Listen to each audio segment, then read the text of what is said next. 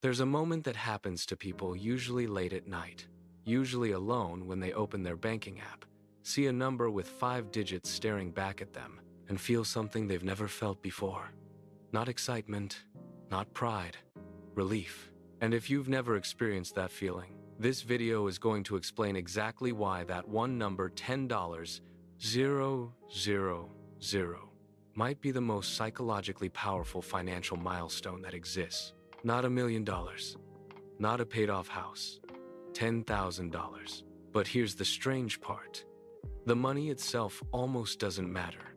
What matters is what happens inside your brain the moment you cross that line. Let's start by talking about what life actually looks like before $10,000. Most people don't realize they're living in a constant state of low-grade financial fear. It's not dramatic. It's not a crisis every day. It's just this quiet background noise that never turns off. You're at a restaurant with friends, and you're doing math in your head while reading the menu. You get a text from an unknown number, and your first thought is this a collections call? You hear a strange noise from your car engine, and your stomach drops. Not because you're worried about the car, but because you're worried about the repair bill. This is called financial scarcity mindset, and psychologists have studied it extensively. A groundbreaking study published in the journal Science found something remarkable. When people are operating under financial stress, their cognitive capacity, their actual measurable thinking ability, drops by the equivalent of losing a full night of sleep every single day. Every single day. You're not making bad decisions because you're bad with money. You're making bad decisions because financial stress is quietly consuming the mental bandwidth you need to make good ones. And this is where $10,000 changes everything. Think about someone named Marcus. Mid-30s, stable job, decent income. By most measures, doing fine. But Marcus has had the same $400 in his savings account for 2 years. Not because he's irresponsible, he pays his bills, he shows up to work, but because every time he gets close to saving something meaningful, life interrupts. A dental bill, a car registration, a flight home for a family emergency. $400 never becomes $800. It just cycles back to $400. One day, Marcus's company announces a voluntary early retirement package. It's a generous offer, a year's salary plus benefits. And Marcus knows that if he takes it, he could spend 6 months building the freelance consulting business he's been thinking about for years. The timing is perfect. The offer is good. The opportunity is real. He doesn't take it. Not because he doesn't want to, but because $400 in savings doesn't give you the luxury of risk. You can't leap toward opportunity when you have nothing to land on. 3 years later, a colleague who had $15,000 saved took a similar package. Today, she runs her own firm and earns 3 times what she made as an employee. Same opportunity, different financial cushion, completely different outcome. Here's where the numbers get interesting. The average unexpected expense that derails a household financially: car repair, medical bill, appliance breakdown, emergency travel lands somewhere between $1,200 and $4,500. With zero savings, a $2,000 emergency has only a few solutions: credit card debt, a personal loan, borrowing from family, or simply not handling it. Each of those options has a cost. Credit card interest alone can turn a $2,000 problem into a $2,600 problem within a year. A personal loan adds fees. Borrowing from family adds tension. Not handling it adds anxiety that compounds daily. Now run that same scenario with $10,000 in the bank. The $2,000 emergency is annoying. You handle it, your balance drops to $8,000, and you start rebuilding. No debt, no interest, no awkward conversations, no sleepless nights. The math isn't even the most important part. The important part is that you didn't have to make a bad decision under pressure. And that distinction between choices made from security versus choices made from desperation is what separates people who build wealth from people who constantly feel like they're falling behind. But why does our culture make it so hard to reach $10,000 in the first place? Here's the uncomfortable truth. The modern economy is designed, not accidentally, but deliberately, to make you spend money the moment you earn it. Think about how every financial product you interact with is structured. Your paycheck arrives, and within hours, automatic payments leave. Subscription renewals hit. Auto-pay bills process. Retailers send you personalized discount codes on payday, not randomly, but because the data tells them that's when you're most likely to buy. Buy now, pay later services have exploded specifically because they remove the psychological friction of spending. You don't feel the cost the same way when you're not paying it all at once. The app is colorful and easy. The checkout takes 7 seconds. The arrival is exciting. The saving? Nobody makes saving exciting. There's no confetti animation when you transfer $300 to your emergency fund. No dopamine hit, no social status attached to a growing savings balance that no one can see. The system isn't neutral. It actively competes with your ability to build financial security. And understanding that isn't pessimistic, it's clarifying. You're not failing because you lack discipline. You're fighting against an industry worth trillions of dollars that profits specifically from your inability to save. Now, let's talk about what's really happening in your brain. Neuroscience has identified something called the scarcity loop. When your brain perceives resource scarcity, whether it's food, water, or money, it shifts into a short-term survival mode.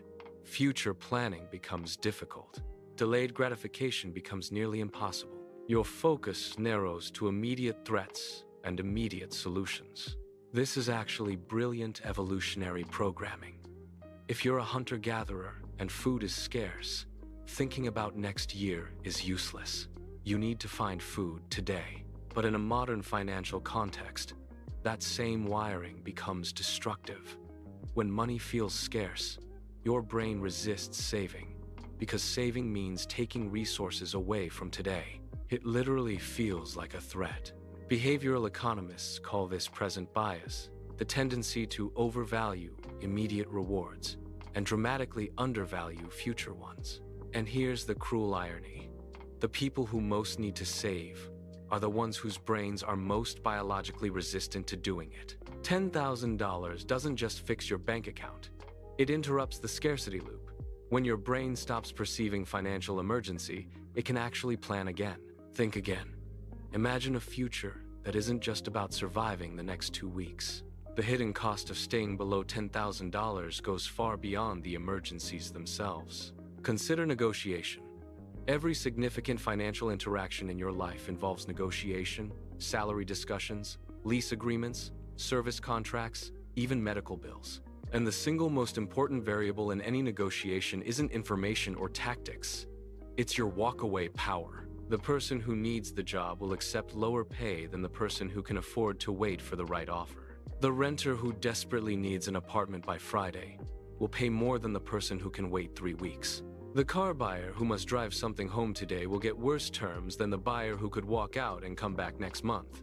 Living without savings means living without walkaway power. And across a lifetime of negotiations, salary reviews, promotions, contracts, purchases, the cost of that disadvantage is staggering. We're not talking about hundreds of dollars. We're potentially talking about tens of thousands of dollars lost over a career, simply because financial pressure forced you to accept terms you shouldn't have. $10,000 doesn't just sit in your account. It quietly negotiates on your behalf every time you walk into a conversation with something to lose. Here's something worth sitting with. Studies on financial stress and relationship quality consistently find the same pattern. Financial tension is the leading cause of relationship conflict across income levels. Not just among people who are poor, among people at every income bracket. The issue isn't the amount of money. The issue is the uncertainty. Couples who fight about money aren't usually fighting because they don't have enough for luxuries. They're fighting because they're scared.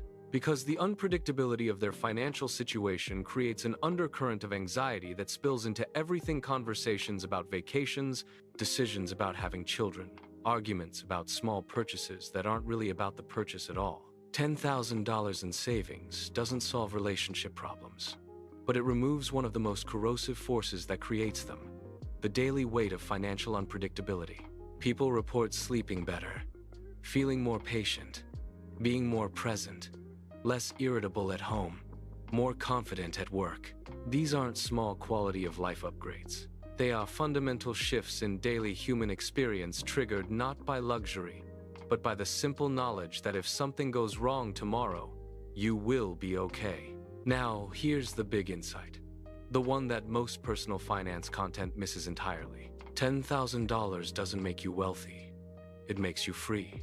There's a meaningful difference between those two things. Wealthy is a destination. Free is a state of operating. And the people who eventually build real wealth almost universally pass through this stage first, not because the money compounds into millions, though it can, but because the mindset does. When you prove to yourself that you can accumulate $10,000, something permanent changes in how you understand money. You stop seeing it as something that happens to you, wages coming in, bills going out, life eating the rest, and you start seeing it as something you direct. You become the one making choices instead of reacting to circumstances. The financial habits, the identity, the patience, the ability to delay gratification, these are the actual assets. The $10,000 is just evidence that you've built them. And once built, those skills don't stop at $10,000. They don't stop at $50,000. They compound in the same direction, indefinitely, until you're the person your past self used to look at and wonder, how did they get there? The answer, it turns out, was simple. They stopped spending everything they earned. They built a small cushion against uncertainty. And that cushion slowly became a foundation. And that foundation eventually became a life that most people still lying awake at 3 a.m., still calculating the grocery bill in their head can barely imagine is possible. The first $10,000 doesn't change your bank account. It changes who you are. And that's worth more than any number.